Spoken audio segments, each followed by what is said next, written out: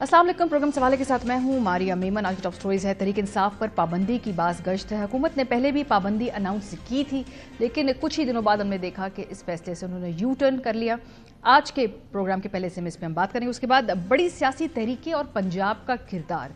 कहा यह जाता है कि पाकिस्तान के अंदर अगर किसी सियासी तहरीक को कामयाब होना है तो वो पंजाब से अगर उठेगी या पंजाब से ओरिजिनेट करेगी, सिर्फ तभी कामयाब हो सकती है। इसमें कितनी हकीकत है, कितना फसाना, प्रोग्राम के दूसरे हिस्से में इस पर बात करेंगे। आखिर में ख़वातीन के लिए घर सबसे ख़तरनाक जगह है, जबकि कहा जाता है कि ख़वातीन अगर घर में रहेंगी तो वो महफूज रहेंगी, लेकिन जो फैक्ट्स हैं, फिगर्स हैं, डेटा है, वो कुछ और ही कहता है। प्रोग्राम के आखिरी हिस्से में इस पर बात करेंगे। आगाज़ करते हैं पाकिस्तान तहरीक इंसाफ पर पाबंदी की गुफ्तगू, उसकी बाज़गश्त दोबारा हम सुन रहे हैं।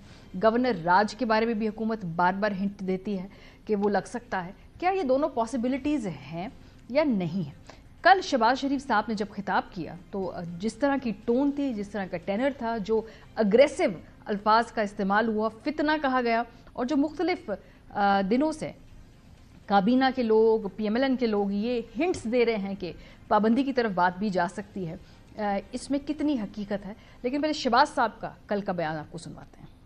दुश्मनाने पाकिस्तान को हाथ इस वक्त न तो रोके, उसको तोड़ दे, और ये बार बार अपॉर्चुनिटी नहीं आती। ये एक फितना है, तखरीब कारी का एक जत्था है। उन सब के खिलाफ FIRs काटी जाए, इनकी प्रोसिक्यूशन हो। It's our national duty today.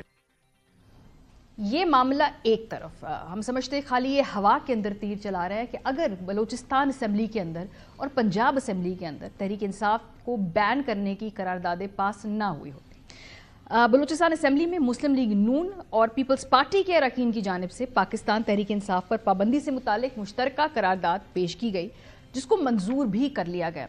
करारदाद के मतन में कहा गया कि 9 मई को मुल्क गिर फसादात बर्पा करने वाली जमात PTI की जानिब से एक मरतबा फिर पुरतशद्दद कार्रवाइयाँ की जा रही हैं, जो कि मुल्क की तारीख में एक सियासी इंतशारी टोले की शक्ल इख्तियार कर चुकी हैं। करारदाद में कहा गया कि खैबर पख्तूनख्वा हुकूमत का सरकारी मशीनरी और वसाइल के साथ विफाक पर जत्थों की सूरत में एलानिया हमला करना किसी भी सियासी जमात के गैर सियासी एजेंडे का वाज़ेह सबूत है।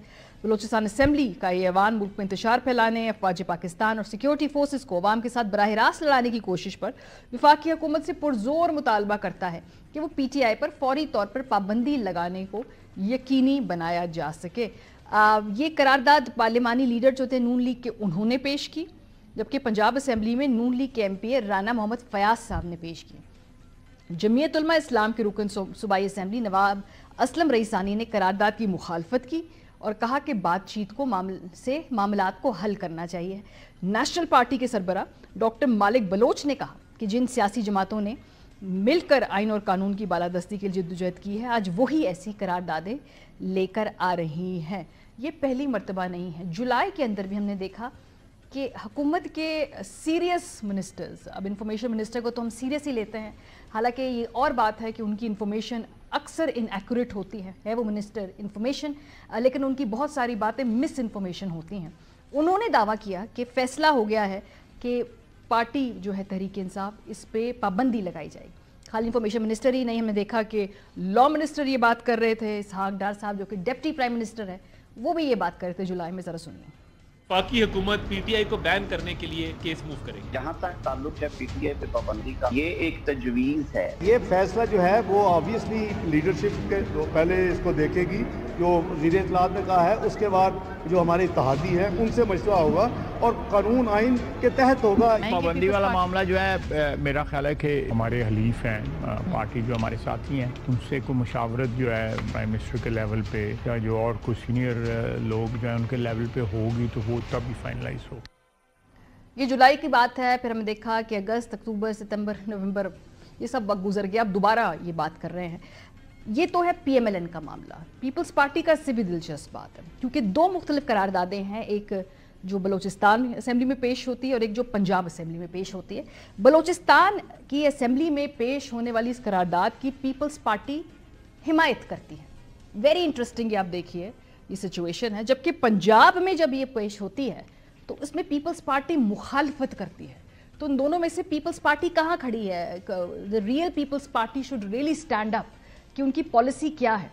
आज बिलावल भुट्टो ज़रदारी साहब ने खिताब करते हुए कहा कि उनसे तो बात ही नहीं की गई पार्टी को बैन करने की, तो वो जब आएगा मामला तब उसके ऊपर तय करेंगे। सुनिए। شاید حکومت کے کچھ اس قسم کے وہ فیصلے یا کرنے جا رہے ہیں جس سے وہ کسی سیاسی جماعت پہ پابندی لگائیں یا کسی صوبہ میں گورنر راج قائم کریں. آفیشلی پاکستان پیپلز پارٹی سے حکومت نے ان ٹاپکس پہ تو رابطہ نہیں کیا لیکن کچھ سینئر رہنما پیپلز پارٹی کے اس پابندی کے لگانے کے حق میں نہیں ہیں جس کی توثیق جس کی حمایت انہی کی پارٹی نے بلوچستان اسمبلی کی قرارداد میں کی ہے. سنیے.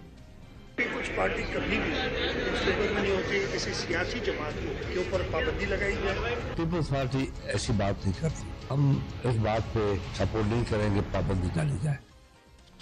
اس سے بھی دلچسپ کیس ہے عوامی نیشنل پارٹی کا. ایمل ولی نے کل حمایت کی ہے کہ پابندی لگنی چاہیے پاکستان تحریک انصاف کے اوپر اور انہوں نے بلوچستان اسمبلی میں اس پابندی کو سپورٹ بھی کیا اور کہا کہ پی ٹی آئی چونکہ غیر جمہوری ہے غیر پارلیمانی ہے اس لیے ان پہ پابندی لگنی چاہیے.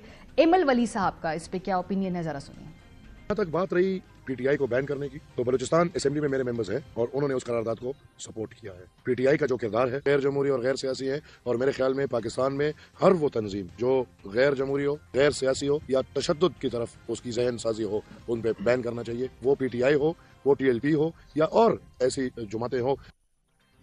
ایمل ولی خان صاحب کی اپنی پارٹی اے این پی کے اوپر 2 مرتبہ پابندیاں لگ چکی ہیں. اپنی پولیٹیکل ہسٹری پولیٹیکل لینیج اگر اپنے جو پرکھے ہیں ان کی ہی سیاست سے تھوڑا سا سبق لے کر وہ آج یہ بیانات اپنے ریویو کر لیتے تو بہتر ہوتا. جو اس وقت کی دوسری بڑی سیاسی جماعت جس پر پابندی لگی وہ نیشنل عوامی پارٹی تھی. اس جماعت پر 2 مرتبہ پابندی لگی تھی. پہلی مرتبہ 1971 میں یحییٰ خان نے لگائی تھی اور پھر 1975 میں ذوالفقار علی بھٹو کے جمہوری دور میں یہ پابندی لگی تھی.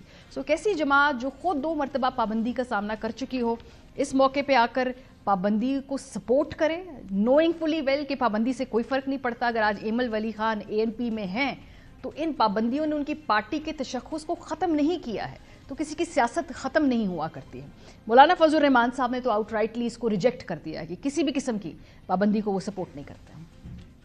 کسی پارٹی پر پابندی لگانا حالات ایسے نہیں ہیں کہ ہم اس کے متحمل ہوں.